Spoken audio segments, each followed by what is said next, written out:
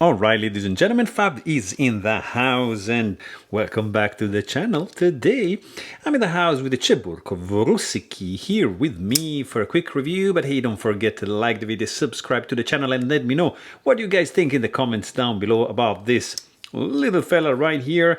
It's a Russian-made knife. The price is gonna be around $400–500. Pretty much for this configuration. That's the ballpark. I'm not really sure, but what I'm sure of is that it's pretty neat. As a titanium frame lock, as you can see, it's pretty good, nicely chamfered on the outside. There is no internal skeletonization going on to reduce the weight in these scales, but you do have, as you can see, a stainless steel lock face insert to eliminate lock stick.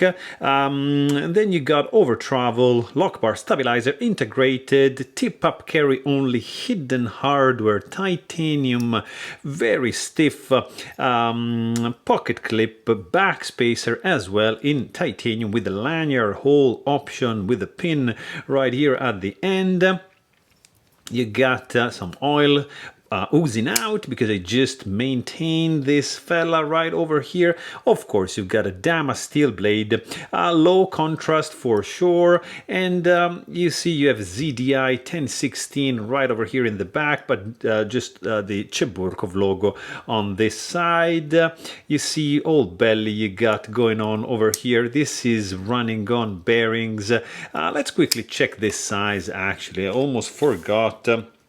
For this guy, you see you have like 3.25 inch of cutting edge, and you got 4.25 inches for the handle with an overall length, I would say, of around 7.4 inches. So not a big knife by any means.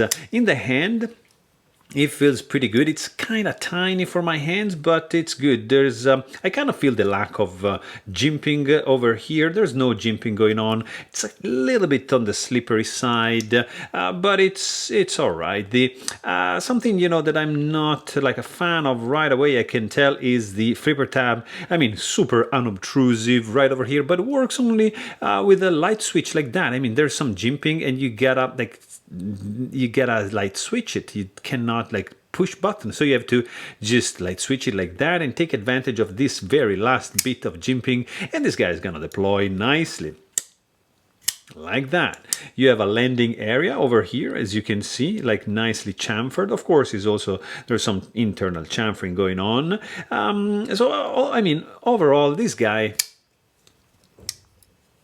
as you can hear, has a very contained sound noise as well. The handle to blade ratio probably is not optimal. As you can see, you got, of course, like blade is super centered, but of course you can see that there's like this much area space that is not helping, you know, to the handle to blade ratio, because it's just like the way it is made.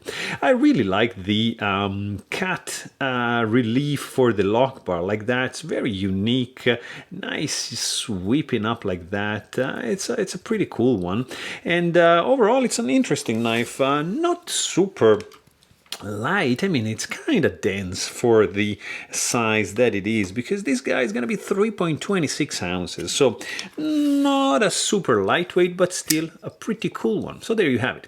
If you want to know more, please check out my full-length review, and don't forget to subscribe. Thanks for watching. Stay tuned.